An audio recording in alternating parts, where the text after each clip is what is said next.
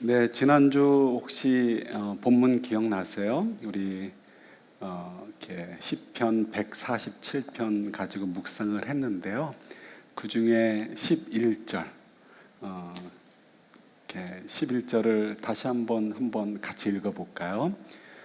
같이요. 주님은 오직 당신을 경외하는 사람과 당신의 한결같은 사랑을 기다리는 사람을 좋아하신다. 네, 이 말씀은 그야말로 저희에게 강조해서 반복해서 하시는 말씀이 이렇게 하나님의 자비하심을 간절히 사모해라. 그러면 내가 어느 힘보다 강한 힘으로 너희에게 자비를 베풀어 줄게 하시는 말씀의 요약이었습니다. 이렇게 평소에 말씀을 이제 준비하거나 전하게 되면 이제 설교자들이 공통적으로 갖는 것이 있습니다. 그러면 그 말씀 가지고 준비하면서 이렇게 경험을 하게 하시든지 또 아니면 설교를 하고 나서 또 경험을 하게 하시는 것들이 있습니다. 어떤 때는 굉장히 은혜롭고 좋은 것도 있고요. 어떤 것들은 굉장히 아픈 것들이 있습니다. 그래서 어떤 때는 슬쩍 겁이 날 때도 있습니다.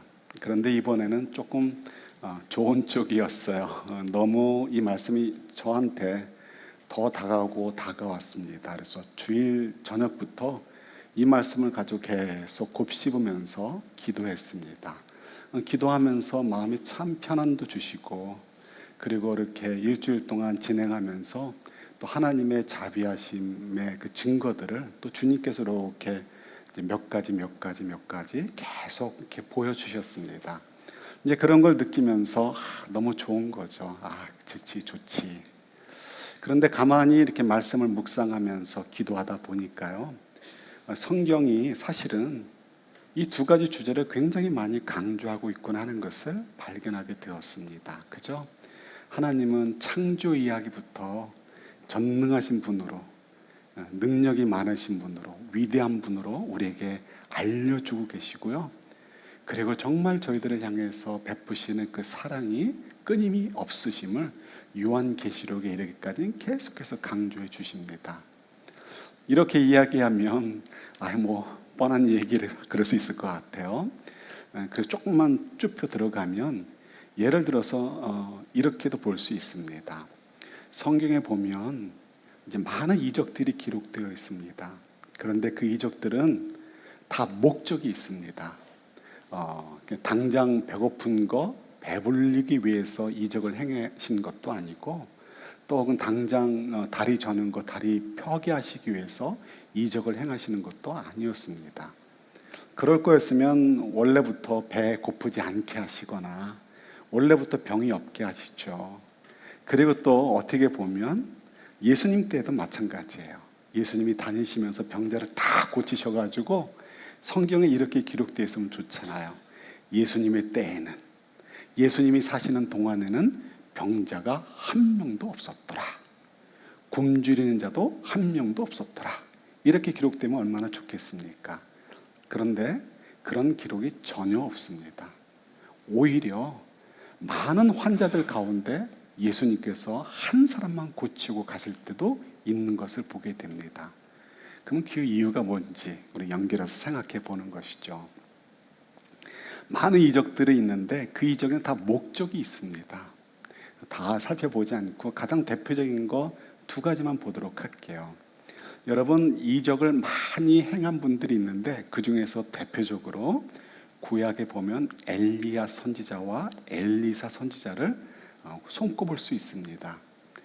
그분들이 행하신 이적들을 보면 그분들이 행했다기보다는 하나님께서 그분들을 통해서 행하신 이적들을 보면요, 저희들이 볼 때 조금 유치해 보이는 것들도 있습니다. 그 한국말에 그런 게 있죠. 잔망스럽다. 좀 그런 것도 있는 것 같아요. 자, 그런데 이제 다 이렇게 따져보지는 않고요. 다 이유가 있겠죠. 근데 그 중에 대표적인 것 한번 보도록 하겠습니다. 엘리야와 엘리사는 스승과 제자의 관계입니다. 엘리야가 스승이고 엘리사가 제자입니다. 그래서 이 엘리야와 엘리사가 독특한 시대에 살았고 그 독특한 시대에 살았기 때문에 하나님께서 많은 이적을 행하도록 하셨습니다. 그런데 그 이적 가운데는 서로 완전히 전혀 다른 모양의 이적을 행하신 경우들도 있고요. 또 어떤 경우는 굉장히 흡사한 경우도 있습니다. 예를 들어서 먹을 것이 없을 때 이제 계속해서 먹을 것이 나오게 한다든가 해서 이제 밀가루가 떨어지지 않게 한다든가 기름이 떨어지지 않게 하든가 해서 어려운 때에 먹고 살도록 문제를 해결해 주는 이야기가 엘리야와 엘리사 둘 다 그런 그분들의 이적 가운데 포함되어 있습니다. 엘리야의 이적을 먼저 간단하게만 얘기해 드릴게요. 엘리야가 살던 때에는 임금이 아합이었습니다. 아합 임금은 굉장히 정치를 잘했습니다.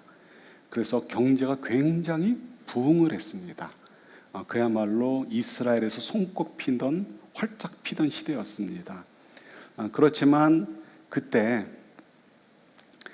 그 경제적인 그 부유함 때문에 이스라엘 백성들은 하나님과의 관계가 더 멀어졌습니다. 이유가 있어요. 왜냐하면 당시의 사람들은 단순했습니다. 우리가 왜 이렇게 풍요로워졌을까? 가만히 보니까 신중에 풍요의 신이 있어요. 누구죠? 바알이 풍요의 신이었어요. 그러니까 우리가 이 바알 덕에 이렇게 풍요하다, 우리의 경제가 이렇게 잘 된다 생각을 했습니다. 그래서 이렇게 아합의 와이프 이세벨이 더 난리를 쳐가지고 바알을 전 국가적으로 막 섬기는 그런 무브먼트가 생기기까지 했습니다. 그래서 하나님께서 이스라엘 백성들을 사랑하시니까 이렇게 되면 안 되겠다 싶어서 큰 기근을 내리셨습니다. 너희들이 먹고 사는 건 누구에게 달렸다? 바알이 아니라 누구에게? 하나님께 달려있다. 바알은 참신이 아니고 그는 거짓이고 아무것도 아니고 사람들이 만들어 놓은 허상이고 참신은 여호와 하나님이다라는 것을 알리시고 싶으셨습니다. 그래서 큰 기근을 내리셨습니다. 그래서 팔레스타인 땅 전체가 큰 기근에 빠졌습니다. 당연히 이스라엘 백성들도 굶주리는 사람이 많았고요. 또 당시에는 사회 제도, 보장 제도가 없으니까 굶어 죽는 사람들도 허다했겠죠. 그때 하나님께서 엘리야를 어느 사람에게 보내서 그들에게 먹을 것을 계속해서 공급해 주셨습니다. 이적으로요. 그들이 먹을 재료가 떨어지지 않도록 해주신 것이죠. 누구 집으로 보내셨을까요?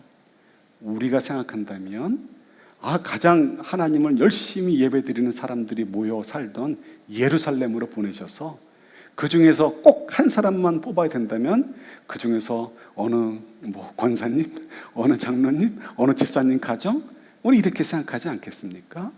그런데 그렇지 않았습니다. 하나님께서는 엘리야를 저 시돈 땅, 그러니까 이스라엘의 북쪽에 있습니다. 해변에 있는 이렇게 도시인데요. 그 해변에 있는 도시의 한 마을로 보내셨습니다. 그리고 사르밧 지역에 있는 과부 집으로 엘리야를 가게 하셔서 그 과부에게 이제 나 오늘 먹고 죽을 거예요 하는 그 과부, 아무것도 먹을 것이 없는 사람에게 기근 내내 음식이 떨어지지 않도록 하나님의 은혜를 허락해 주셨습니다. 왜 그랬을까요? 왜 오늘날로 얘기하면 우리를 안 도우시고 저 이슬람 사람, 하나님도 모르는 사람한테 가서 그들을 먹이셨을까요? 이유는 간단합니다. 바알을 지금 우리가 이렇게 풍요로운 거, 경제가 잘 되는 거 바알의 도움이다라고 생각했는데 바알의 신전의 본산이 어디 있어요? 시돈에 있었습니다. 그러니까 시돈 땅까지도 기근 속에 허덕이게 하셨고, 그리고 시돈 땅에서 바알을 잘 섬기는 여인집을 골라가지고 그 여인을 하나님께서 이렇게 돌보심을 통해서 야, 너희들에게 풍요를 주거나 기근을 주는 게 누구냐? 그리고 심지어 시돈 땅 바알을 잘 섬기는 여인조차도 누가 그의 인생을 책임지느냐? 여호와 하나님이다라는 것을 보여주셨습니다. 그래서 엘리야의 이적들은 주로 하나님의 위대하시다는 것을 증명하는데 초점이 맞춰져 있습니다. 심지어는 엘리야의 이름도 나의 하나님은 여호와시다. 그가 나의 하나님이 여호와시다. 이라는 의미가 바로 엘리야입니다. 그러니까 엘리야 바알 하는 사람들 속에서 엘리야 온다는 뭐예요? 그 바알은 가짜 신이고 여호와 하나님이 우리의 참 하나님이시라고 외치는 그런 이름이 되었다라는 것이죠. 자, 그 다음에 그의 제자인 엘리사도 마찬가지입니다. 성경 한 군데 보도록 할게요. 열왕기하 4장 2, 3, 4절 보도록 하겠습니다. 열왕기하 4장 2, 3, 4절입니다. 우리 한번 같이 읽겠습니다. 엘리사가 그 여인에 하면 도움이 되겠는지 알려주시오. 집안에 무엇이 남아있어? 그 여인이 대답하였다. 집 안에는 기름 한 병 말고는 아무것도 없습니다. 엘리사가 말하였다. 되도록 많이 빌려와서 두 아들만 데리고 집으로 들어가 문을 닫고 그 그릇마다 모두 기름을 부어서 채워지는 대로 옆으로 옮겨 놓으시오. 아멘. 예, 엘리사 시대에는 아합 임금이 죽고 조금 시간이 지났죠. 그래서 이스라엘의 경제가 조금 기울었습니다. 더 많이 가난해지는 것이죠. 근데 엘리사가 이제 신학교를 오늘날로 얘기하면 신학교를 운영하고 있었는데 신학생들이 이제 몇십 명 된 것 같아요. 근데 워낙 먹을 게 없고 가난하니까 정말 아주 형편없죠. 그래서 어떤 한 가정은 신학생 가정인데 어떻게 신학생이 금방 죽고 말았습니다. 여러분 우리 옛날 조선 시대 그때도 보면 알겠지만 가장이 죽었어요. 그럼 어떻게 해요? 빚내서 일단은 목에 풀을 칠해요. 그렇지만 여성이 노동을 해서 그 빚을 갚을 수 있어요? 없어요? 일반적으로 없습니다. 그래서 결국은 더 빚을 지게 되어지고 할 수 없이 가족들이 노예로 팔려가게 되는 거죠. 종으로 하인으로 팔려가는 거죠. 이 집도 마찬가지였습니다. 그래서 이 신학생의 아내가 막 하소연하는 것입니다. 엘리사를 찾아와서 엘리사님 우리를 좀 도와주세요. 그랬더니 엘리사가 그 얘기를 듣고서 지금 우리 읽은 본문대로 이제 말씀하시는 거죠. 그래서 다 얻을 수 있을 만큼 얻어와라. 그리고 그 기름을 부으라는 거죠. 그 기름이 끊어지지 않고 계속 나와서 이렇게 온 동네에서 빌려온 그릇에 다 가득 차게 되었죠. 그래서 그 기름을 갖다 팔고 빚을 갚고 나머지를 가지고 이제 그 어려운 때를 넘길 수 있었다라고 성경이 기록하고 있는 것입니다. 이런 말씀 이제 보셔요. 엘리사의 이름의 뜻은 하나님은 구원자시다라는 의미입니다. 그러니까 엘리사가 행하는 이적들의 초점은 어디에 맞춰져 있냐면 하나님은 너희들을 구원하는 자야. 너희를 돌보시는 자야. 너희들에게 자비를 베푸시는 자야라는 것에 초점이 맞춰져 있습니다. 그래서 엘리사의 그 이적들을 보면 좀 잔망스러워 보이는 이야기들도 있지만 그 속에서 하나님께서 뭘 보여주고 싶으신 거예요? 내가 너희들을 버린 게 아니고 너희들을 내가 지금도 사랑하고 있단다. 내가 너희들을 인도하고 있단다라는 것을 보여주고 계시는 것이 이제 엘리사의 이적의 메시지인 것이죠. 자, 그러니까 우리가 시편에 우리 147편 11절에 보았던 것처럼 하나님의 위대하심과 하나님의 자비하심은 성경 곳곳에서 강조되고 있어요. 자, 그런데 저희가 좀 잠깐 보았던 엘리야와 엘리사의 이야기를 보면서 여러분 어떤 생각이 드십니까? 저는 그런 생각이 들었어요. 내가 엘리야였으면, 내가 엘리사였으면 슬쩍 나도 그릇 빌려와서 한몫 챙겼을 텐데 그런 생각 안 가져보셨나요? 엘리사가 그 후에도 계속해서 찌질하게 가난하게 살면서 또 엘리야도 마찬가지죠. 다른 사람들한테 패기치고 다른 사람들의 도움 받으면서 살아야 되고 그들을 쫓아다니는 사람들이 정말 굶는 일들이 허다한 것들이 성경에 기록되어 있어요. 왜 그랬을까? 그 신학생의 미망인이 그릇을 준비해 올 때 자기는 미리 알았을 테니까 미리 좀 더 옆 동네 가서 그릇을 준비해 와서 자기도 좀 한몫 챙겨가지고 한 달이라도 좀 신학생들에게 좀 배불리 먹여주고, 또 엘리야도 마찬가지죠. 자기도 좀 너무 까마귀가 물어다 줄 때까지만 기다리지 말고 좀 지 돈 좀 써가면서 살면 얼마나 좋았을까, 이런 생각 좀 가져보지 않겠습니까? 그런데 하나님의 의도는 전혀 거기에 있지 않았던 것이죠. 그래서 오늘 읽으신 본문 가운데 보면, 조금 전에 읽은 본문 가운데 보면 엘리사가 그 여인에게 뭐라고 얘기합니까? 그래서 다 모아놓고 뭘 닫으라? 문을 닫으라는 거예요. 다른 사람들이 보고 쫓아오지 못하도록 너희들만 혜택을 보라는 거죠. 왜요? 그들만 이뻐서요?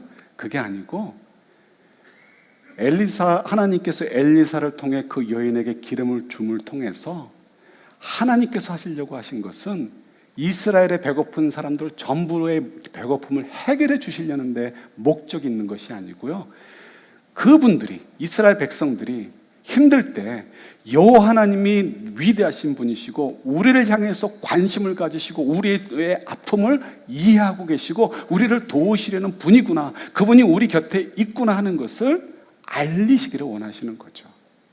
그래서 하나님께서는 이 여인이 기름을 이제 갖다 팔면서 문제를 해결하는 것을 사람들이 봄을 통해서 그걸 깨닫기를 원하셨던 것입니다. 우리들의 관심은 이적 그 자체입니다. 기름을 나도 왜 못 받았을까? 이거 가지고 승부를 걸려고 해요. 그러나 하나님께서 우리에게 그것 때문에 마음 상하거나 그것 때문에 뭐 교만하거나 하지 말라라는 것이죠.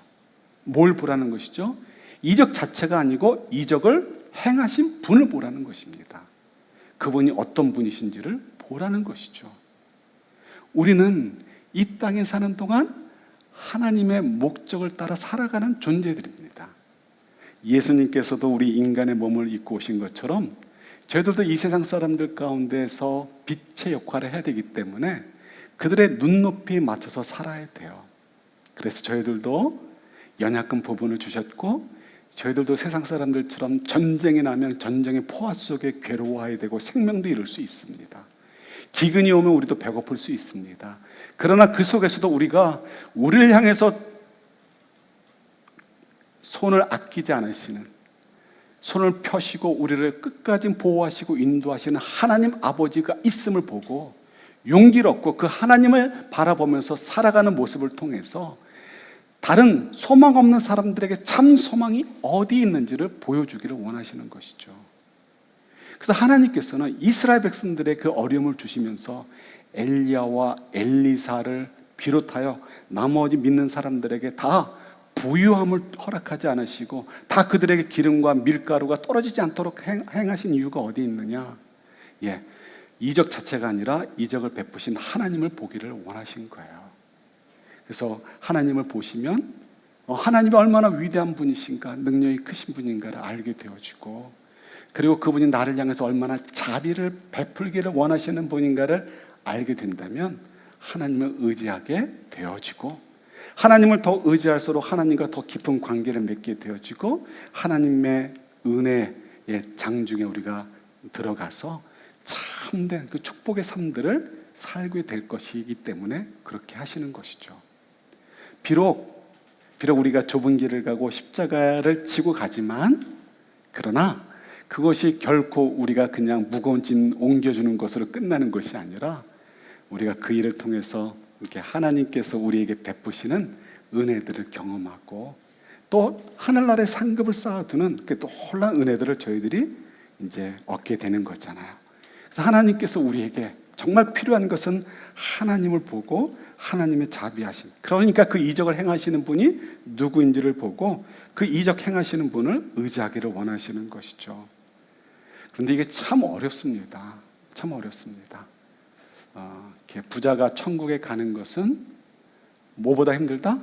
낙타가 바늘구멍에 들어가는 것보다 어렵다, 불가능하다는 것이죠. 이때 부자는 꼭 경제적인 부자만이 아니고요, 사실은 우리 모두가 부자입니다. 내 속에 우리가 너무 많잖아요. 그래서 어느 가수의 노래처럼 내 속에 내가 너무 많아. 그죠? 내 속에 내가 너무 많아서 새해가 들어와서, 날아 들어와서 쉴 곳이 없다라는 것. 그것이 우리들 아닙니까? 우리 자신이 너무 가득 차 있습니다. 누가 조금만 이렇게 얘기해도 네가 뭔데 이런 식이 들 수 있고, 조금만 저기 해도 섭섭해하고, 그것은 사람끼리만이 아니고요, 하나님께도 어떻게 이럴 수 있습니까? 나도 하나님께 별로 기대 없어요. 이런 식으로만 가는 것이 어떻게 보면 현대 그리스도인들의 모습이 아닐까 싶습니다. 그러면서도 마음속으로 나는 천국 가니까 괜찮아 라는 헛된 거짓된 믿음을 가지고 우리가 버티는 것이죠. 그래서 하나님께서 답답해 하시는 것입니다. 이적을 보지 말고 이적을 행하시는 분을 보라는 것입니다. 그리고 그분께 맡기라는 것이죠. 너무 힘들어요. 어떻게 하면 좋을까요? 한 가지 생각한 것이 오늘 본문 말씀입니다. 오늘 본문 말씀에 옛날 버전으로 얘기하면 뭐예요? 범사에 감사하라. 야, 너 나 믿었으니까 무조건 나한테 이제 감사해야지, 이런 의미가 절대 아니에요. 하나님이 우리한테 뭐 감사합니다 얘기 들어서 무슨 유익이 있겠어요? 우리 발밑에 지나가는 개미가 우리가 개미한테 먹을 거 줬다고 해서 개미가 깨달아서 우리한테 고맙습니다 하면 우리가 뭐 감흥이 있습니까? 아무 감흥이 없죠. 개미만도 못한 저희들인데, 그죠? 그러니까 하나님께서 우리에게 감사하라고 하신 것은 하나님이 생색내고 싶으신 것이 아니라 우리에게 유익이 되기 때문에 감사하라고 하신 것이죠. 그럼 왜 감사가 유익이 될까요? 여러분, 언제 우리가 감사합니까? 사실 미국은 땡큐가 너무 그냥 흔하죠. 내 돈 내고 이렇게 뭘 사 먹어도 땡큐 하고 팁도 주고, 그죠? 뱅크에 내 돈 맡겼다가 찾아오면서도 땡큐 하고요. 그래서 이 땡큐가 굉장히 이렇게 좀 의미가 퇴색화된 것 같아요. 그런데 사실은 그렇지 않죠. 오래전의 이야기입니다. 아주 오래전의 이야기인데 어느 이제 여자 성도님께서 그런 얘기를 해주셨습니다. 한국에 있을 때요. 그러니까 제가 어렸을 때인데 20대 때 이제 한 50대 이상, 60대 정도 되신 성도님께서 그런 말씀하시더라고요. 자기가 좀 젊었을 때 너무 어려웠다는 거예요. 남편이 이제 이렇게 해외로, 그때 뭐 사우디나 이런 데 많이 나가셨잖아요. 이란인가 뭐 이라크인가 나가셨는데 어떻게 돈이 잘 전달이 안 됐던 것 같아요. 돈은 떨어졌는데 당장 어떻게 일할 만한 것도 없고 해서 부득불 2, 3일 굶게 되었대요. 너무 배고프니까 밖에 나가가지고 어슬렁거리다가 길에서 담배 피는 분의 모습을 보면서 그 남자한테 가서 저 그 담배 한 번만 빨아도 될까요? 라고 묻고 싶더라는 거예요. 근데 실제로 그렇게 했는지 안 했는지 제가 잊어먹어서 기억이 안 나는데 그 정도로 배고프니까 너무 그냥 눈에 보이는 게 없더라는 거죠. 그런 사람에게 여러분이 누가 찾아왔을 때 여러분이 담배 피우고 있는데 찾아오면 곤란하고 커피 마실 때 찾아와서 커피 한 모금 먹어도 되겠습니까? 한다면 물어볼 수 있겠죠. 왜요? 제가 며칠 밥을 못 먹었어요. 그러면 여러분이 가만히 그분의 손을 잡고 가서 너무 힘들었죠 하면서 음식을 사준다면 그분의 입장에서는 어떻겠습니까? 우리가 내 돈 내고 음식 사 먹으면서 땡큐 하는 것, 그런 것과 전혀 다르게 진심으로 우러나오는 감사합니다가 되지 않겠습니까? 범사에 감사하라고 할 때 이 감사는 바로 이런 의미예요. 우리 심령이 가난한 자는 복이 있나니 천국이 저희 것입니다라고 하시죠. 근데 심령이 가난하다라고 할 때 이 가난하다는 것도 그냥 조금 뭐 대충 가난한 게 아니고요. 나는 누군가에게 도움을 받지 않으면 먹고 살 수 있는 능력이 없는, 정말 완전히 파산되어지고 어떤 능력도 하나도 없는 상태, 구걸이 아니면 먹고 살 수 없을 만큼 그런 아주 처참한 환경과 처지에 놓인 것이 심령이 가난한 자 할 때 그 가난이라는 단어의 의미입니다. 이렇게 절박한 마음으로 정말 하나님께 구할 때 하나님이 주신 은혜가 감사할 수 있는 거죠. 자, 어쨌든 우리가 이 감사의 의미, 대충 땡큐 하는 것이 아니라 내가 정말 가난해서 구걸해서라도 밖에는 먹을 수 없었을 텐데 그때 나에게 따뜻한 음식을 제공해 주는 사람을 보면서 정말 감사해요라고 하는 말, 그것과 동일한 의미다라고 이해하시면 좋을 것 같아요. 자, 그러면 왜 그럴까요? 우리 감사하다는 것은 결국은 그런 거 아니겠습니까? 또 이렇게 옆으로 이렇게 설명을 늘리면 나는 자격이 없는데 거저 주는 거죠. 그럴 때 감사한 것이죠. 가만히 생각해 보세요, 여러분. 우리가 정말 감사해야 될 분이 있는데 금방 감사를 잊어버리는 분들이 있죠. 예를 들어서 우리 부모님들이 그렇습니다. 우리 부모님들의 은혜는 너무 크죠. 그런데 어느 순간부터 내가 잘나서 내가 열심히 해서 이만큼 있는 것처럼 생각을 합니다. 그런데 가만히 생각해 보세요. 부모님들이 나를 낳아주지 않으시고 길러주지 않으셨으면 우리가 지금 이렇게 살 수 있겠습니까? 절대 그럴 수 없습니다.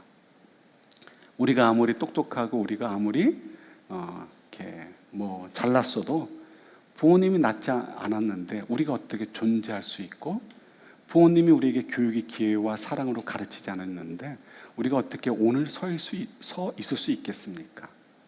그죠? 그러니까 부모님의 사랑은 말할 수 없이, 그죠? 큰 것입니다.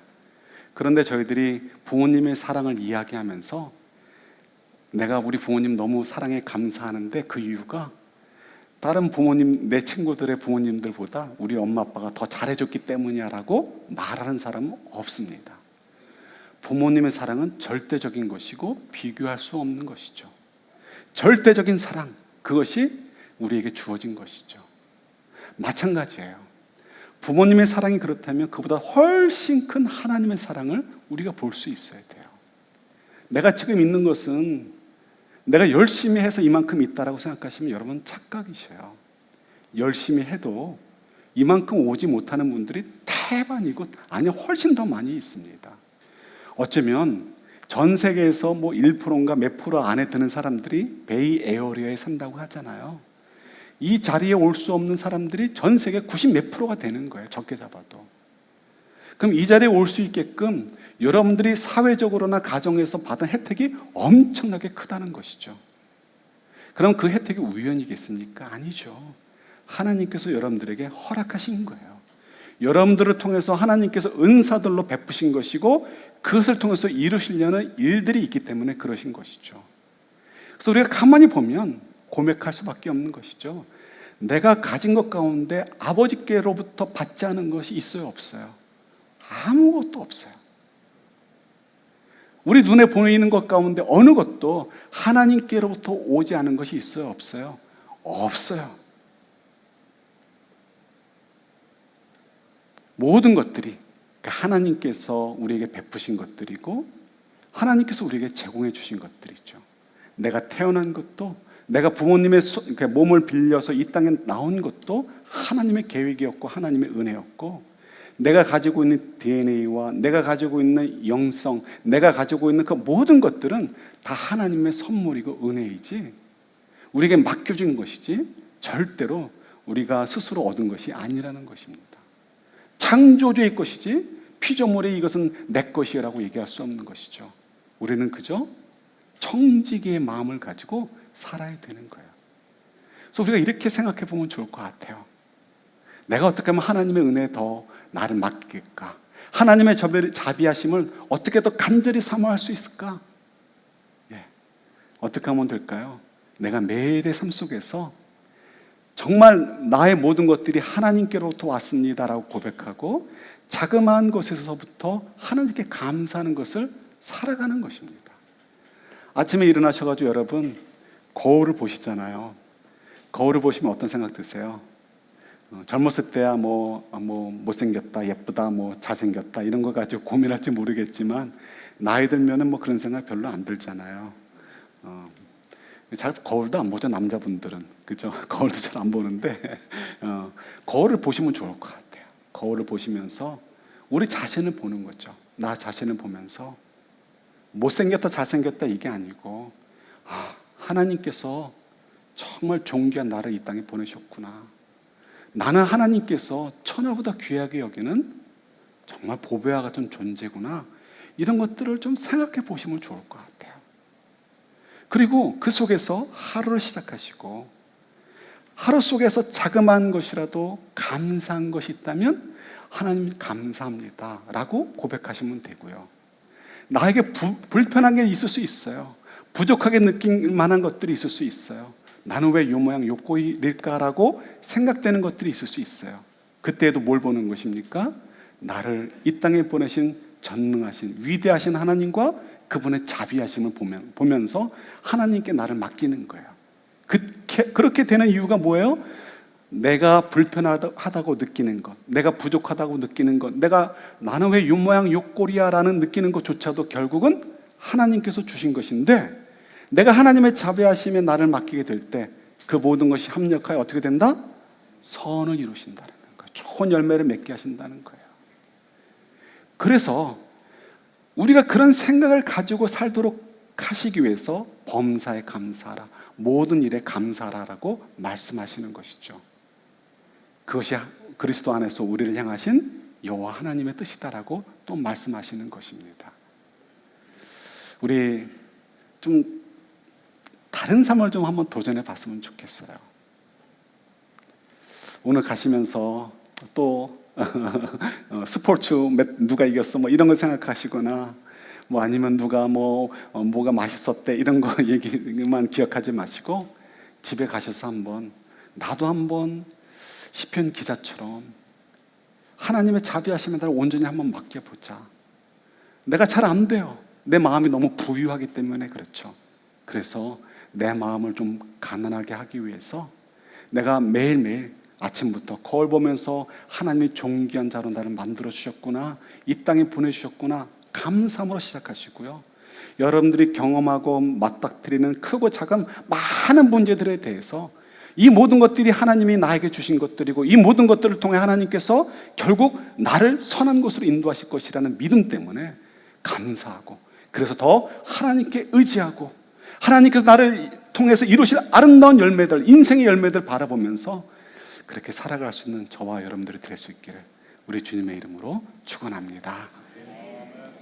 하나님 아버지, 저희들 좀 진정으로 하나님 나라에서 부유한 자들이 되도록 도와주옵소서.